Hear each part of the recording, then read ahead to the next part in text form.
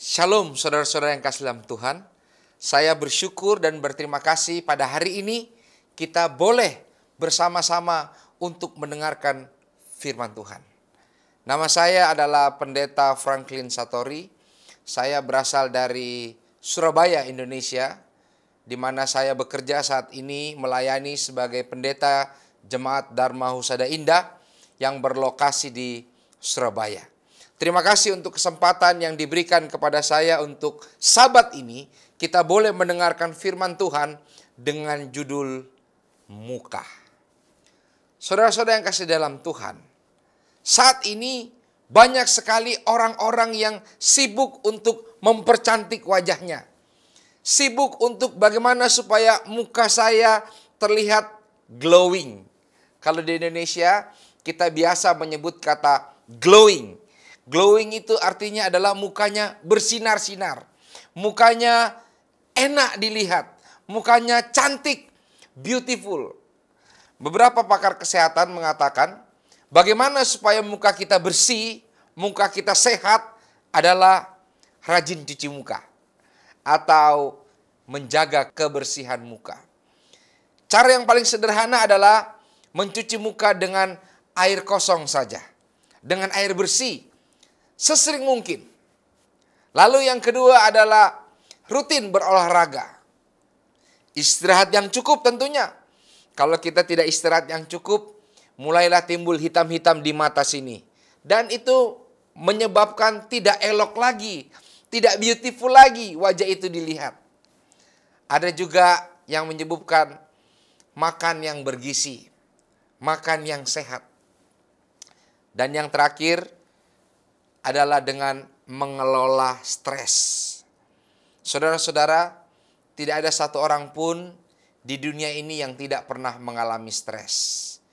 Semua orang, sebagian besar, muda ataupun tua, besar ataupun kecil, anak-anak ataupun orang dewasa, semua dapat mengalami stres. Tetapi umat-umat Tuhan harus pandai-pandai, harus pintar-pintar untuk dapat mengelola stres. Sehingga wajah kita akan terlihat bersinar.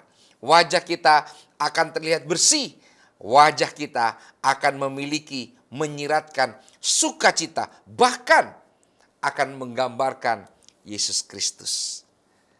Namun saudara-saudara, pada Sabat ini saya ingin mengajak kita bukan hanya supaya memiliki wajah yang indah secara fisik, wajah yang bersih, wajah yang luar biasa secara fisik, tetapi bagaimana supaya umat-umat Tuhan, anggota gereja Masehi Advent hari ke-7, memiliki wajah rohani yang bersinar terang, wajah rohani yang dapat memantulkan wajah Kristus. Minimal kita akan melihat 3 wajah hari ini. Wajah yang pertama yang dituliskan di dalam Kisah Rasul pasal 6 adalah wajah Stefanus. Mari kita baca. Kisah Rasul 6 ayat 8 sampai 11. Dan Stefanus yang penuh dengan karunia dan kuasa mengadakan mujizat-mujizat dan tanda-tanda di antara orang banyak. Tetapi tampillah beberapa orang dari jemaat Yahudi yang disebut jemaat orang Libertini. Anggota-anggota jemaat itu adalah orang-orang dari Kirene dan dari Alexandria. Bersama dengan beberapa orang Yahudi dari Kilikia dan dari Asia. Orang-orang itu bersoal jawab dengan Stefanus. Tetapi mereka tidak sanggup melawan hikmatnya dan roh yang mendorong dia berbicara. Lalu mereka menghasut beberapa orang untuk mengatakan, kami telah mendengarkan dia mengucapkan kata-kata hujat terhadap Musa dan Allah. Ayat 12, dengan jalan demikian mereka mengadakan suatu gerakan di antara orang banyak serta tua-tua dan ahli-ahli Taurat. Mereka menyergap Stefanus, menyeretnya dan membawanya ke hadapan mahkamah agama. Lalu mereka memajukan saksi-saksi palsu yang berkata, orang ini terus mengucapkan perkataan yang hina, yang menghina tempat kudus ini dan hukum Taurat. Sebab kami telah mendengar dia mengatakan bahwa Yesus orang Nazaret itu akan merubuhkan tempat ini dan mengubah adat istiadat yang ditawarkan oleh Musa kepada kita. Perhatikan ayat 15. Semua orang yang duduk di dalam sidang mahkamah agama itu menatap Stefanus. Lalu mereka melihat muka Stefanus sama seperti muka seorang malaikat. Muka Stefanus glowing. Muka Stefanus memancarkan terang. Muka Stefanus bersih. Kenapa? Karena rupanya kalau kita baca pasal 6 dan pasal 7. Ketika Stefanus melakukan pekerjaan Tuhan. Ketika Stefanus mewartakan firman Tuhan. Ketika Stefanus melakukan mujizat-mujizat.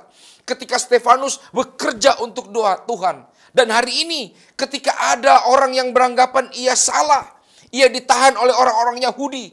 Dikatakan hal-hal yang menjatuhkan dia. Bahkan saksi-saksi palsu mengatakan bahwa dia ini sudah menista agama kita.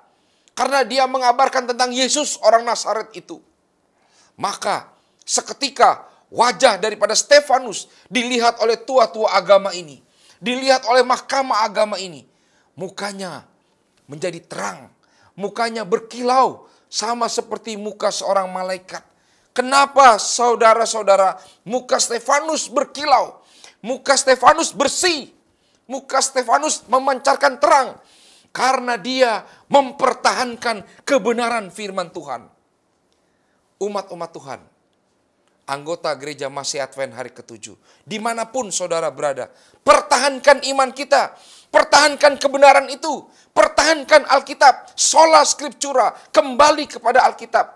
Alkitab mengatakan hari Sabat, Alkitab mengatakan cara baptisan yang benar adalah dengan diselamkan. Alkitab mengatakan tetap ada makanan haram dan halal, pertahankan itu.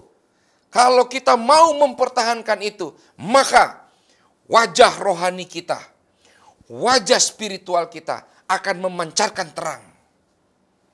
Itu yang pertama, saudara-saudara. Pertahankan kebenaran dimanapun engkau berada. Saudara-saudara yang kekasih dalam Tuhan, saya tahu tidak mudah mempertahankan kebenaran firman Tuhan. Ada begitu banyak orang yang akan mencibirmu. Ada begitu banyak orang yang akan menistamu karena kebenaran yang engkau pegang. Tetapi engkau harus setia, engkau harus pertahankan kebenaran. Kenapa? Karena dengan mempertahankan kebenaran, maka wajahmu akan memantulkan wajah Kristus. Yang kedua, Moses atau Musa. Saya ambil dari Keluaran 34 ayat 29 sampai 30. Ketika Musa turun dari Gunung Sinai, kedua loh hukum Allah ada di tangan Musa.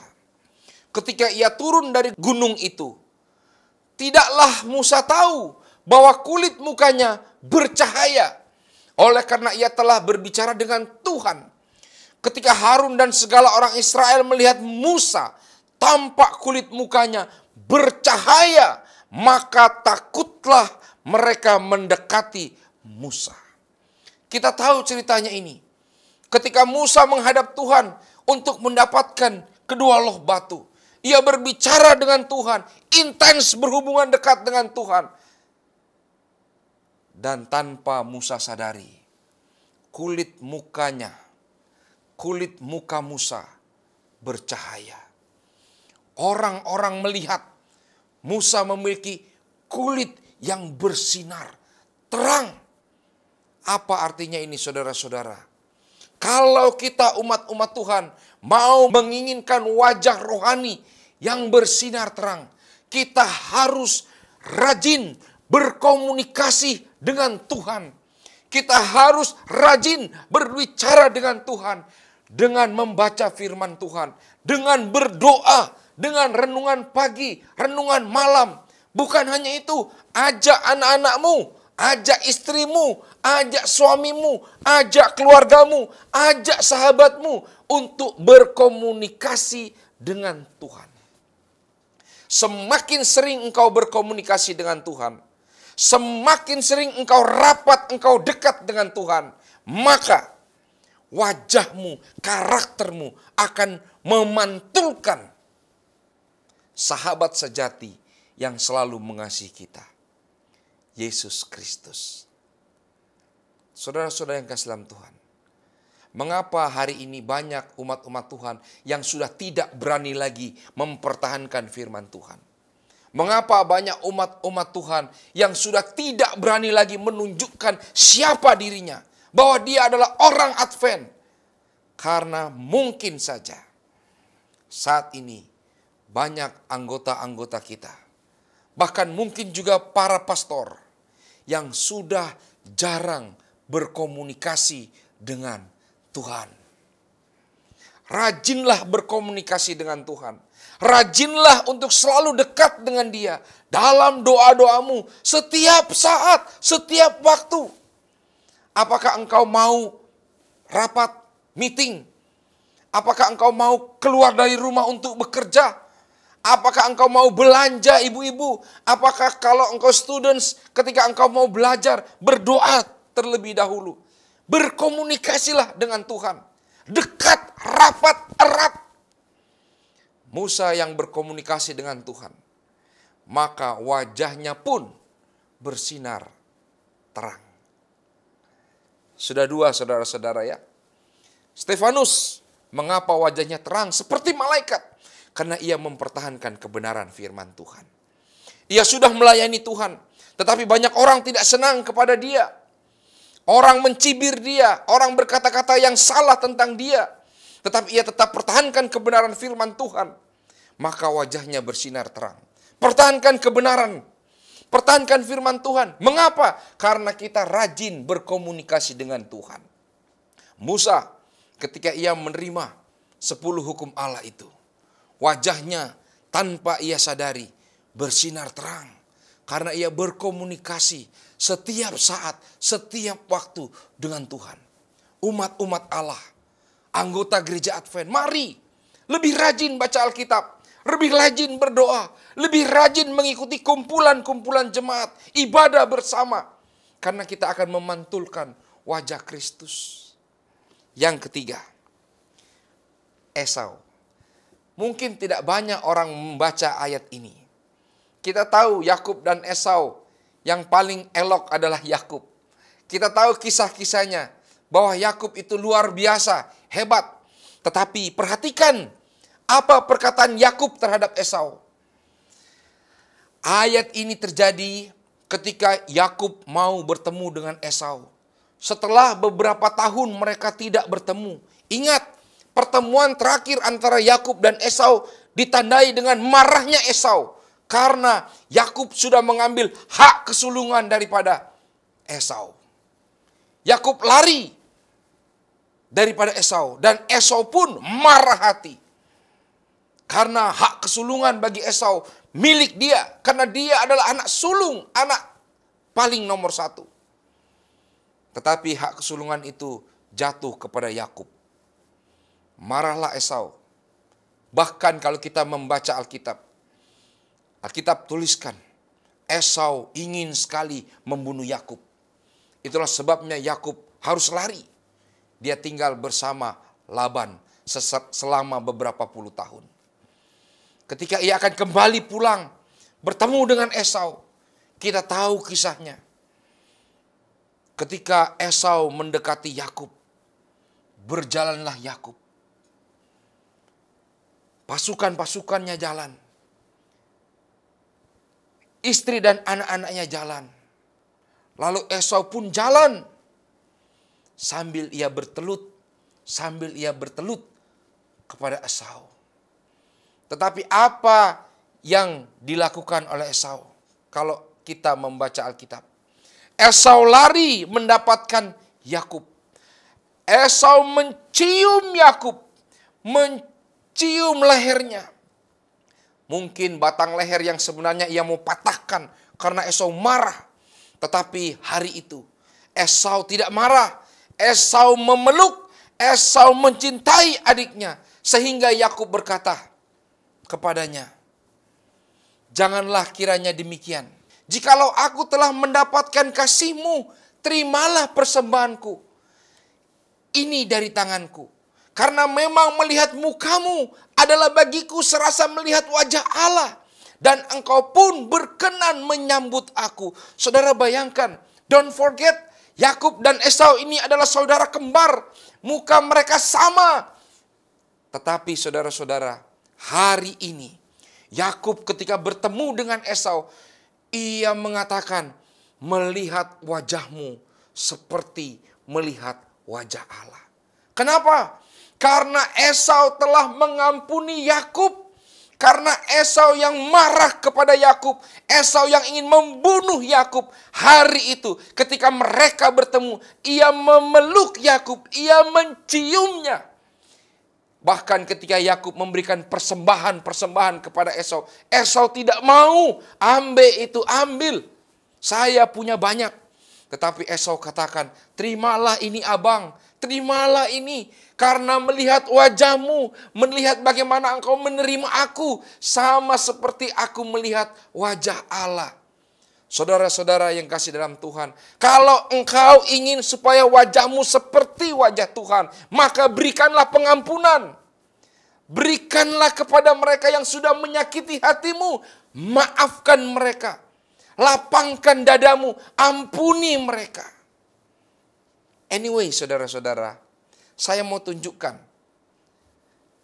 Stefanus, Musa, juga adalah orang-orang yang suka mengampuni. Perhatikan, ketika Stefanus mulai dilempari batu, ketika Stefanus mau dibunuh, ia katakan dalam Kisah Rasul 7 ayat 60, sambil bertelut ia, Stefanus, berseru dengan suara nyaring. Apa kata Stefanus?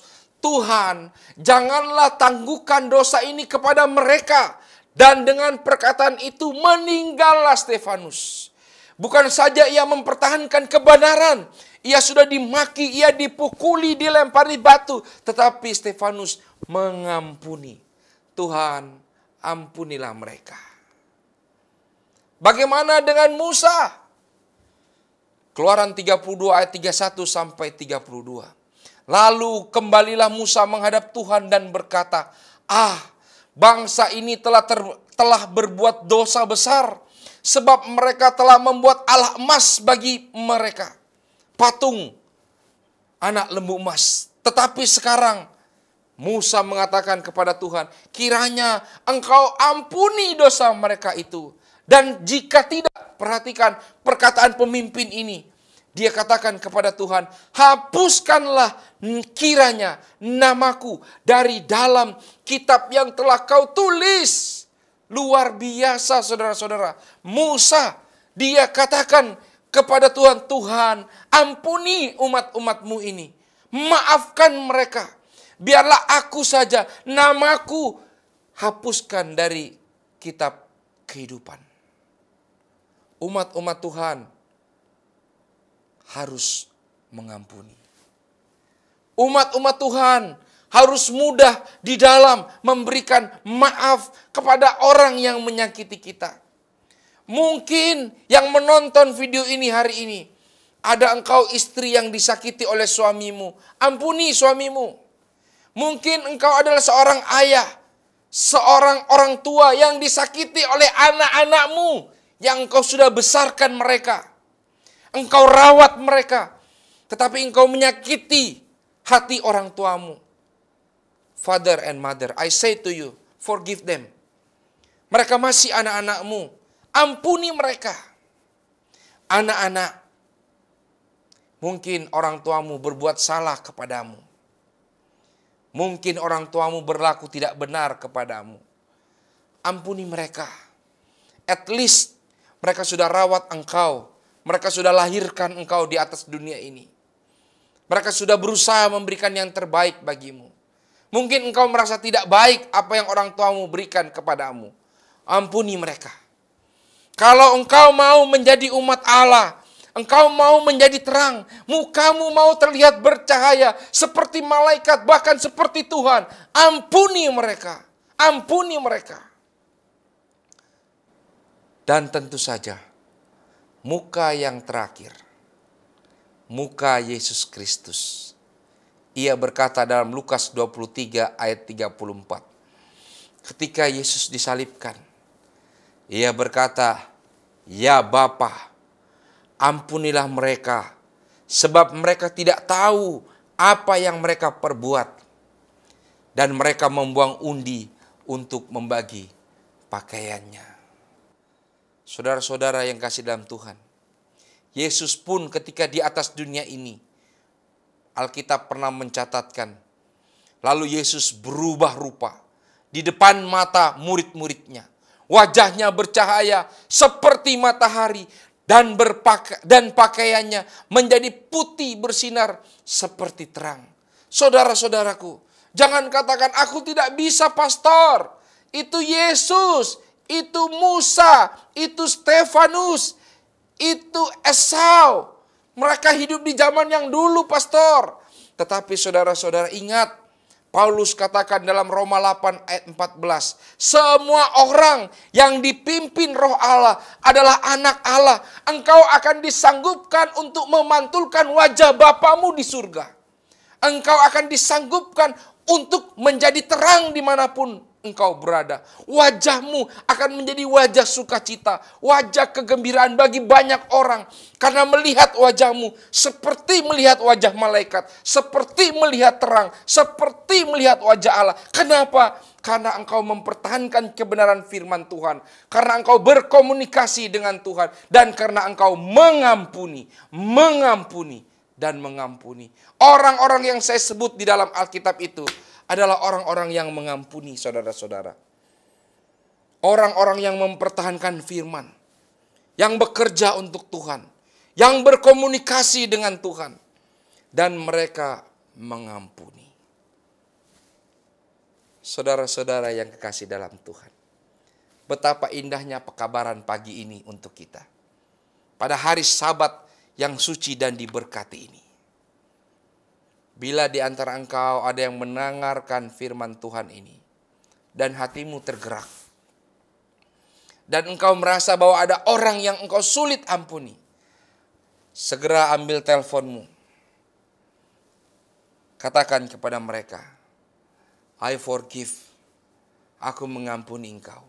Kalau engkau pun adalah orang yang telah berbuat salah kepada sesamamu manusia, beranikan diri untuk minta maaf. Kalau engkau adalah seorang ayah, seorang ibu yang tersakiti, seorang anak yang disakiti, ampuni mereka. Atau kalau engkau adalah seorang bawahan, seorang pegawai biasa, atau engkau adalah seorang bos, ada orang yang berbuat salah kepadamu, ampuni mereka. Karena kita mau memancarkan wajah Allah. Pertahankanlah firman Tuhan itu, kebenaran itu, pertahankan sungguh-sungguh. Berkomunikasilah dengan Tuhan. Dan kalau ada orang yang berbuat salah kepadamu, kalau ada orang yang berkata-kata negatif tentang engkau, yang selalu saja membuat engkau sakit kepala dan sakit hati, forgive them. Ampuni mereka. Bawalah dalam doa-doamu, Tuhan, berikanlah kepada kami kekuatan. Berikanlah kepada kami sifat untuk mengampuni. Mampukan kepada saya untuk dapat pertahankan firman-Mu. Dan teruslah berkomunikasi dengan Tuhan. Di mana wajah ialah yang akan kita pantulkan dalam wajah kita ini.